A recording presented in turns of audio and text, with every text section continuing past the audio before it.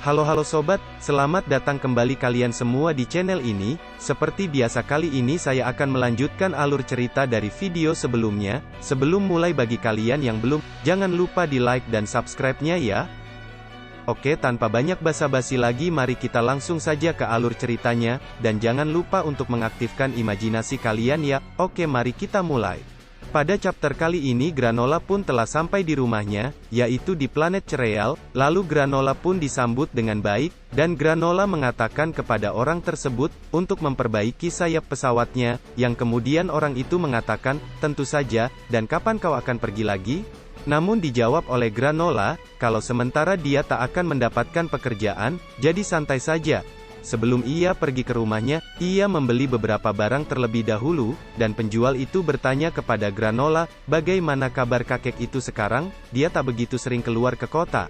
Dan dijawab oleh Granola, kakinya agak bermasalah, tapi selain itu dia baik-baik saja, usianya sudah lebih dari 500 tahun, tapi bangsanya memiliki umur yang panjang, jadi itu tak terlalu mengejutkan.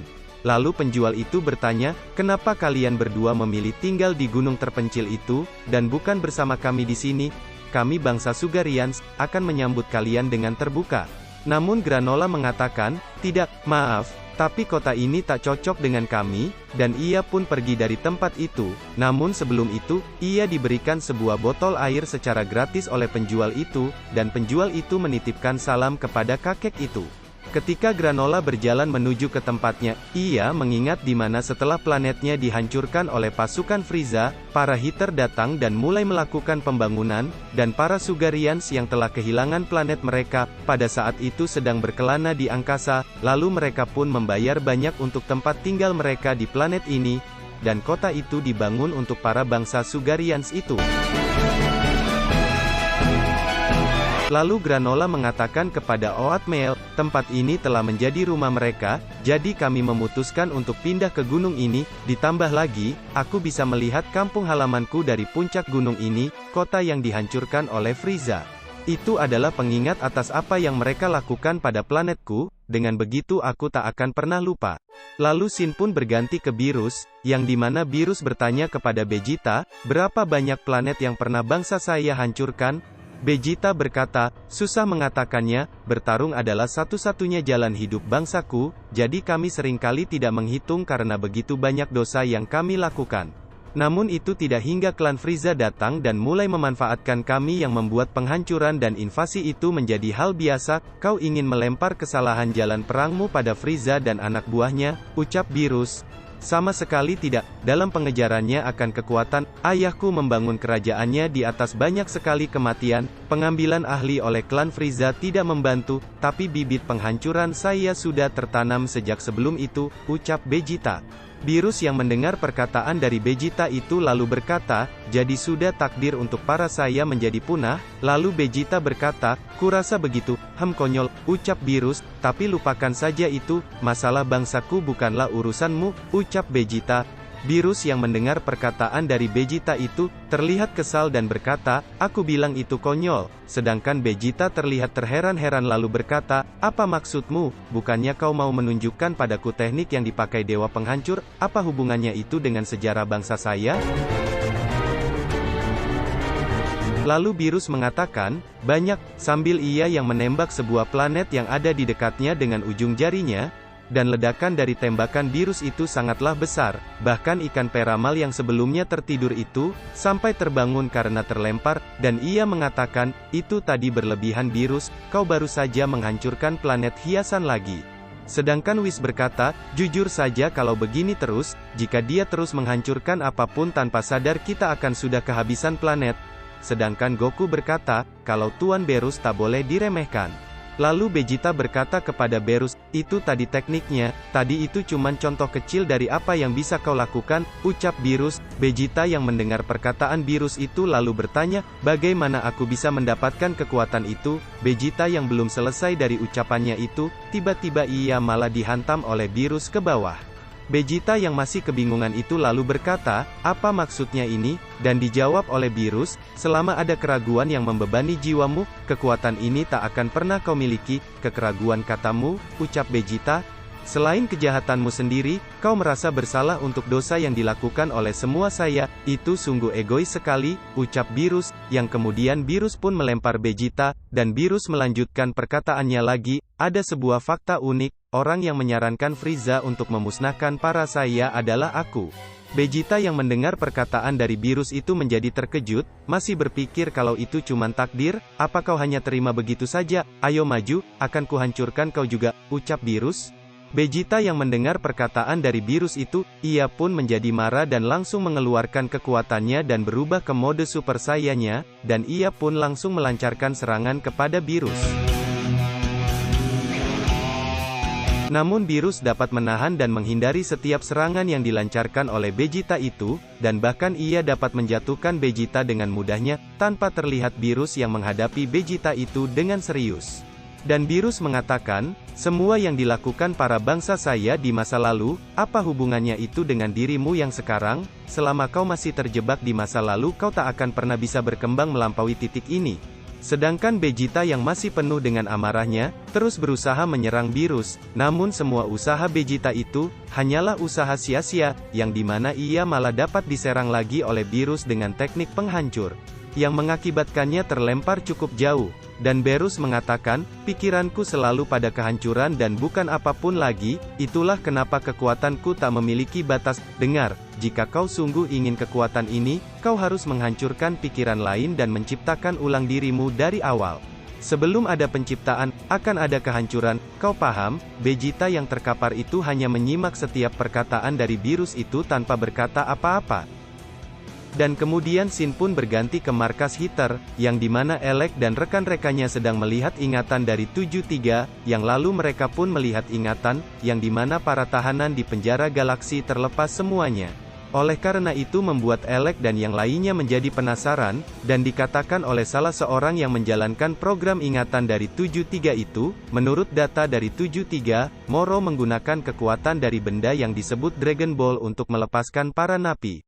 Dan Elec bertanya lagi, apaan itu? Dan dijawab oleh orang tersebut, bola pengabul permintaan yang diciptakan oleh Namekian, benda itu bisa mengabulkan semua permintaan, Moro juga memakainya untuk mendapatkan sihirnya kembali.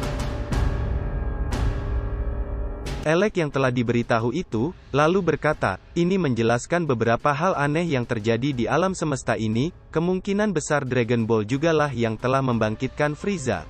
Dan Elec lanjut berkata, dia ini sudah memberikan informasi yang jauh lebih berharga daripada lokasi Zuno. Maji yang mendengar nama bangsa Namekian, ia pun seperti familiar dengan nama tersebut, karena pernah mendengarnya di suatu tempat. Dan Gas mengatakan, Namekian adalah suku yang dulu pernah tinggal di planet Cereal, karena perkataan dari Gas itu ia pun langsung mengingatnya, kalau Namekian itu adalah orang-orang hijau yang tinggal bersama dengan para Cerelians. Oil yang mengetahui kalau dahulu planet Cereal telah terjadi pembantaian, lalu berkata, bukankah itu artinya mereka juga sudah punah? Namun Elec mengatakan, belum, aku baru ingat, ada yang masih selamat, seorang kakek yang bernama Monaito, dan kebetulan, dia itu hidup bersama dengan teman kita Granola. Yang kemudian scene pun berganti ke planet Cereal, yang dimana diperlihatkan kakek yang dimaksud oleh Elec tadi, yang dimana ia sedang santai menonton televisi, yang kemudian Granola pun mendatanginya dan memberikannya air untuk dirinya. Dan kakek itu pun berkata, kau selalu saja baik padaku Granola, dan ia pun menanyakan bagaimana dengan pekerjaan dari Granola, dan Granola menjawab, menguntungkan, cuman itu saja, dan ia melanjutkan perkataannya lagi, kalau temanmu dari toko titip salam, bahkan dia juga memberi kita botol ekstra.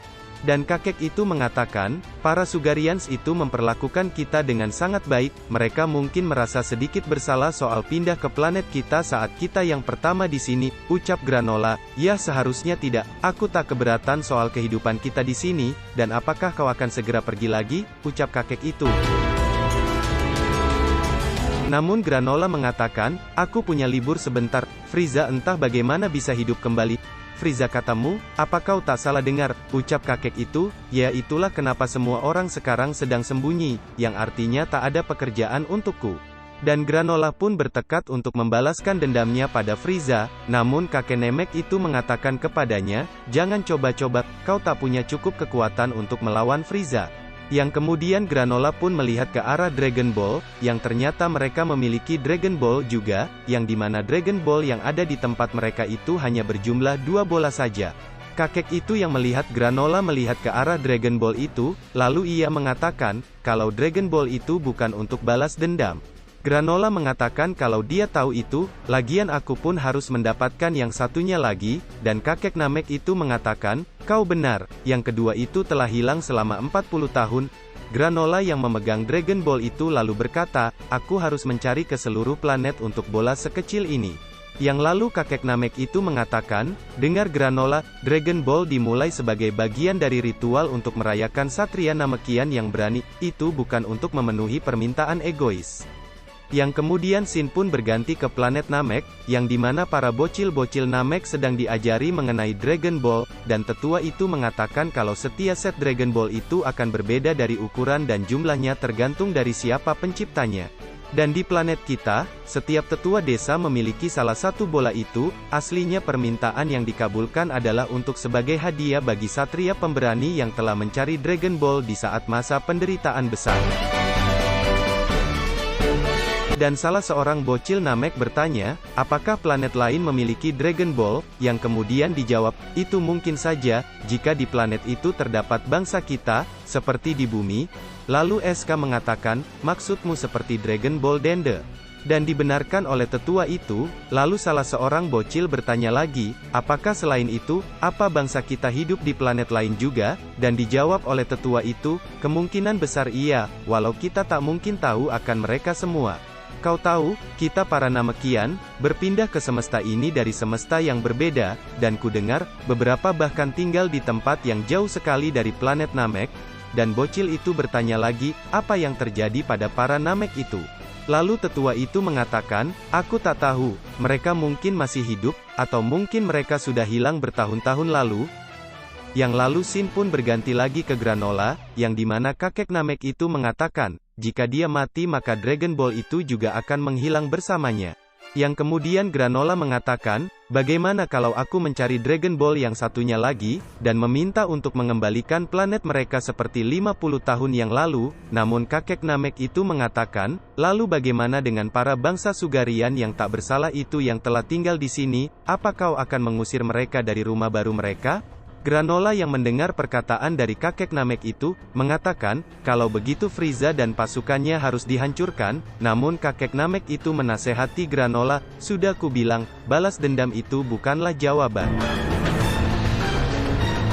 Itu hanya akan menciptakan masalah baru, dan lalu selanjutnya apa? Granola yang mendengar perkataan dari kakek Namek itu hanya bisa terdiam, yang kemudian kakek Namek itu melanjutkan perkataannya, lupakan saja soal Dragon Ball dan nikmati saja anugerah yang kita terima selama ini, sebaiknya aku tidur, kau juga sebaiknya tidur.